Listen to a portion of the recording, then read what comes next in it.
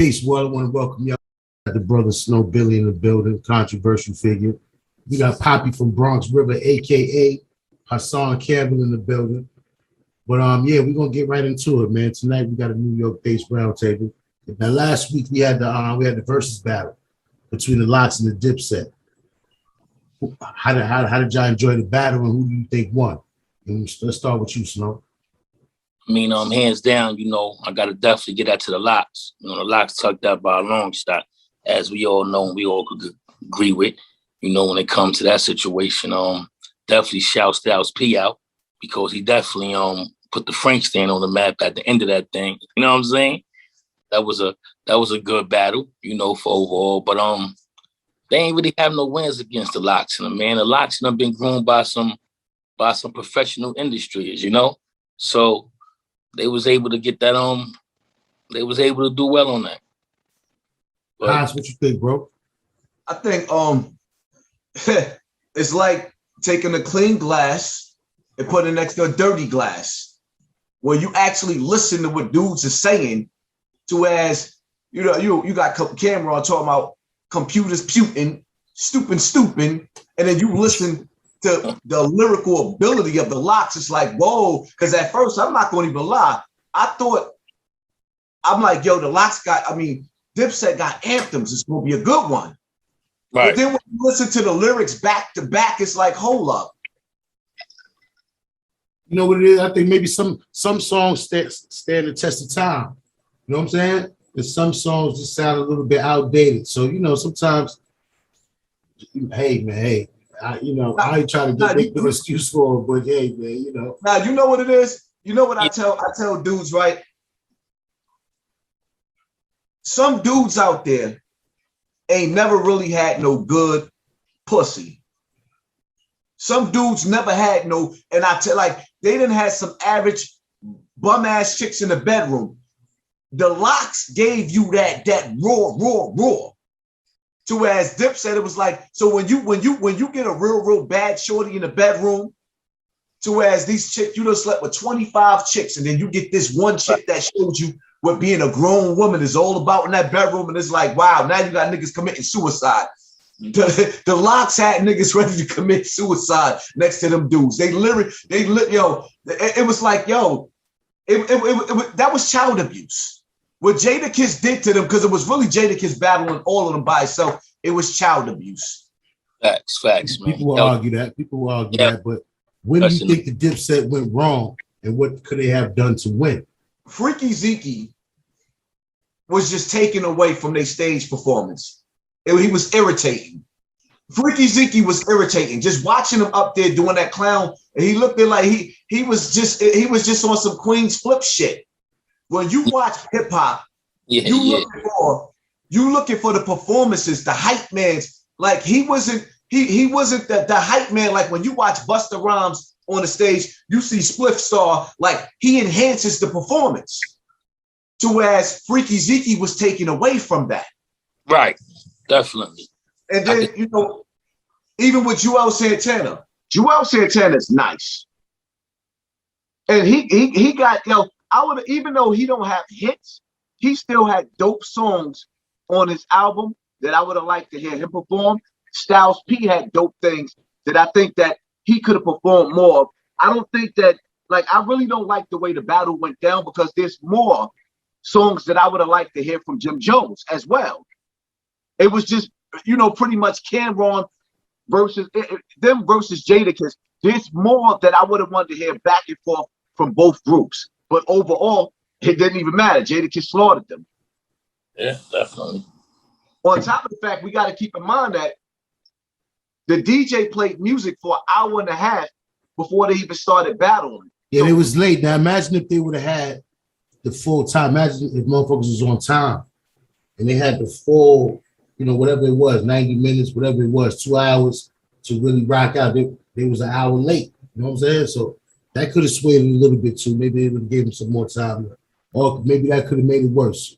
Who knows? Learn your lyrics, man. Learn your lyrics, man. That's just like if you're going to school. You got to learn your books, man. Learn your lyrics, man. You got to learn your lyrics. You can't battle nothing if you don't know your lyrics. That's like going to a war with an empty gun. people seem to have a newfound respect for Jada. Now, is he Definitely certified to be? I mean, he already been top 5, right. But I would say he solidified his spot. What you guys think? Well, Jadakiss, you gotta understand something, man. Jadakiss gave birth. That nigga is the daddy. He is the father of Fabulous and Beanie Siegel. Whether niggas want to admit that or not, they whole style came from Jadakiss. Whoa. Beanie and Fab came from Jadakiss. He birthed them niggas. Beanie and Styles is that those are Jadakiss Juniors. And shout out to both of them. I like both of them. But the reality of it is Beanie style and Fabulous style. That's why Jadakiss said in that song, niggas came through with his whole style and they made it. He was talking about both of them. Yeah, I probably can see that to a certain degree.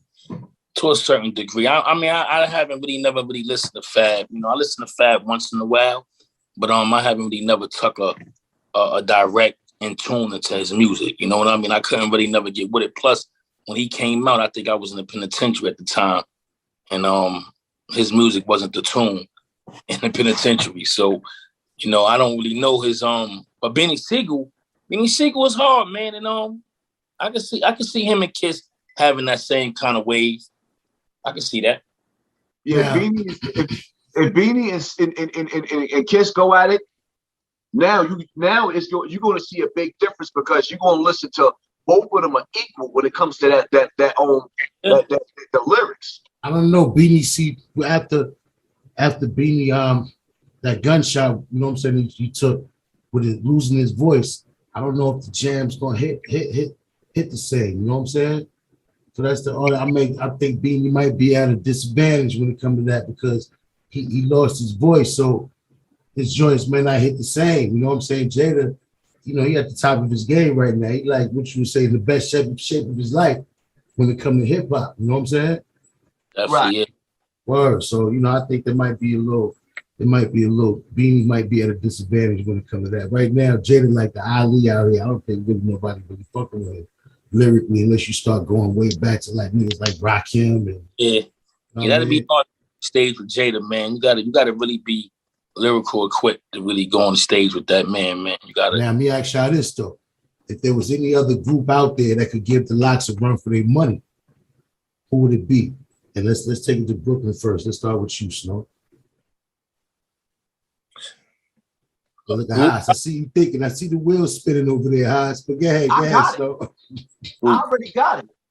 Group wise. Uh-huh.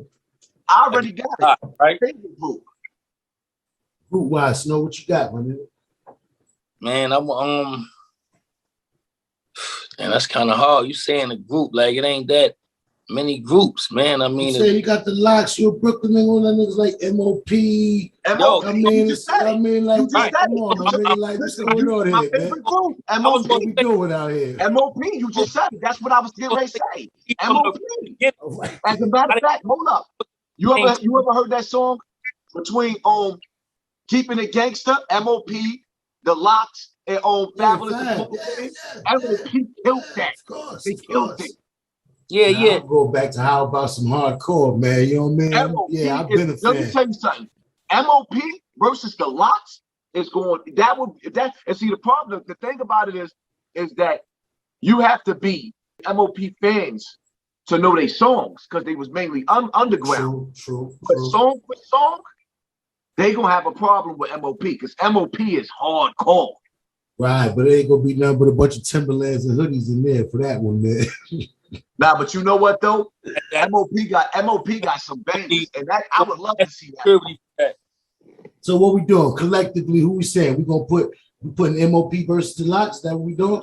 I gotta go with MOP on that. MOP. I got my money. Yeah. I got my money on the mash out, man. Let's do it, man. Let's see that. Yo, Ayo, Timberland, yo, Swizz, put that play together, man. Bring the Lox back, man. Bring them back with MOP. Meek Mills and Jadakiss would be a nice one too. Come on, Haas. You been outside today, Haas? I think you need to go get some air, man. Meek Mills and Jadakiss, you gotta understand. Meek got Jada style too. Meek whole flow, his whole style was Jadakiss. That's another one. Meek got some joints. I mean, I ain't trying to take nothing from Meek, but I'm just saying. Yeah, I'm gonna leave it at that. I ain't trying to take nothing from Meek, but I'm just saying. So you said who? You said Meek go up against who? He said Jada. Meek and Jada. Meek got some joints. Yeah, but he ain't he can't hang with Jada. He can't hang with Jada. I think Meek may need another 10 years in the rap game. Right. We can circle back to some shit like that. Yeah, because I don't think he's ready right now. Go get emotional, man. Go get emotional, man. Now look, let's get right to it, man. Now the internet been buzzing the last couple of days, man. Now over the past few days, Wack and Jim Jones have been going back and forth on IG and Clubhouse. Now, it all started when Wack interviewed 6ix9ine, and during the conversation, 6ix9ine said some things about Mel, said some things about Jim and others. Now, after the phone conversation was leaked, where Mel is talking about Wack. Now, was Jim wrong in directing his anger at Wack?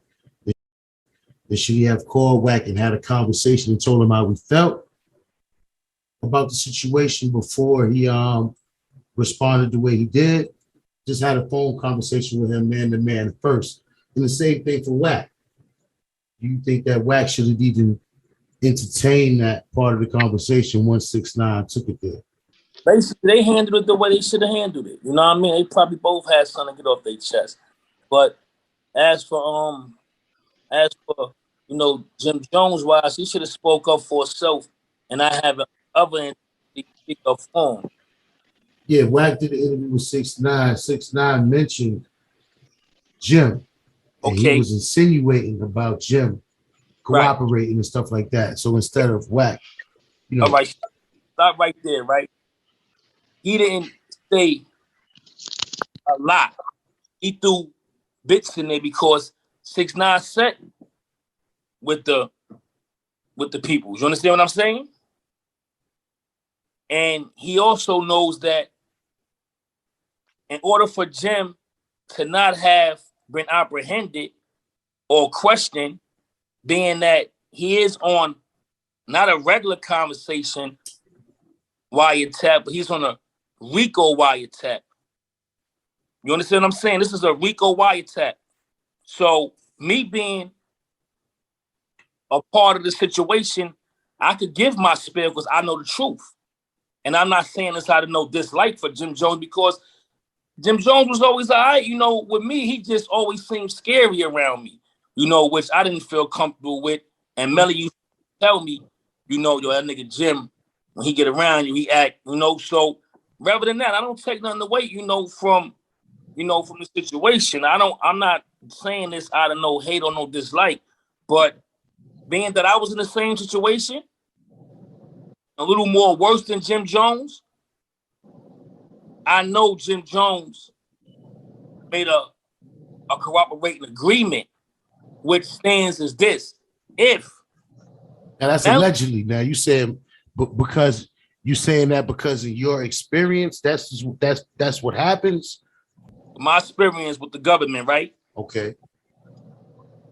You said this under a RICO investigation.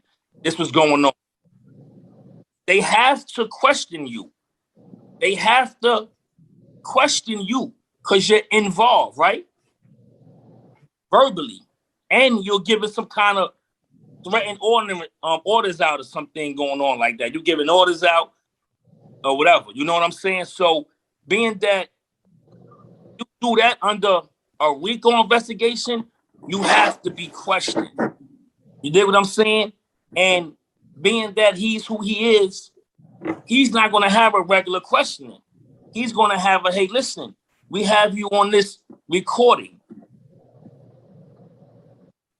We can apprehend you, or would you be willing to take the stand if need be against them guys yours on the phone with? You don't just walk scot-free for having a violent plot on a RICO wiretap. It don't work like that. It don't just disappear. Hassan, what you think? Y'all already know what I think, man. Like, listen, and I listen to that lawyer dude that everybody act like is a lawyer saying that Jim is not. My whole thing is like this, right? I've sat back and watched dudes get life in jail because they said, I got to go to the store and get Pampers. The feds interpreted that those Pampers was drugs being sold. This Right. nigga's on a federal wiretap sitting up there talking about he has to get super violated, and he actually went into details on how to shoot his security because security in New York can't carry guns. This is a federal, first of all, he's part of non-trade. You're part of non-trade. You are non-trade. You're a gang member. You gave a hit over the internet. You see what I'm saying? You was the reason why I think it was over the phone.